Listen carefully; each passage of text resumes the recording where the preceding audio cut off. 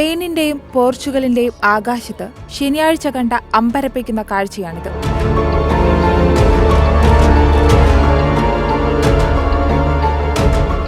ഒരേ സമയം പലയിടത്തായി മൊബൈൽ ഫോണുകളിൽ പകർത്തിയ ഈ വിസ്മയം ഇപ്പോൾ സോഷ്യൽ മീഡിയയിൽ നിരവധി പേരാണ് ഷെയർ ചെയ്യുന്നത്.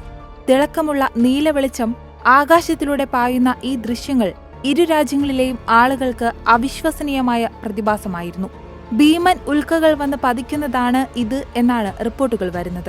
എന്നാൽ ഇതുവരെയും ഭൂമിയുടെ ഉപരിതലത്തിൽ ഇങ്ങനെയൊരു ഉൽക്ക പതിച്ചതായി ഔദ്യോഗിക സ്ഥിരീകരണമുണ്ടായിട്ടില്ല.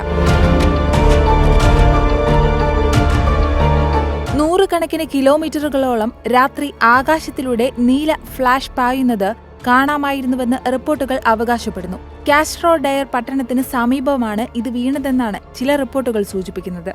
അമേരിക്കൻ ബഹിരാകാശ ഏജൻസിയുടെ അഭിപ്രായത്തിൽ ഉൽക്കാശിലകൾ അല്ലെങ്കിൽ ബഹിരാകാശ പാറകൾ എന്നത് ചെറിയ ചിഹ്നഗ്രഹങ്ങൾ മുതൽ വലിപ്പമുള്ള ബഹിരാകാശത്തെ വസ്തുക്കളാണ്. എന്നിരുന്നാലും അവ ഉയർന്ന വേഗതയിൽ ഭൂമിയുടെ അന്തരീക്ഷത്തിൽ പ്രവേശിച്ച് കത്തിത്തീരുമ്പോൾ ആ അഗ്നിഗോളങ്ങളെ ഉൽക്കകൾ എന്നാണ് വിളിക്കുന്നത്.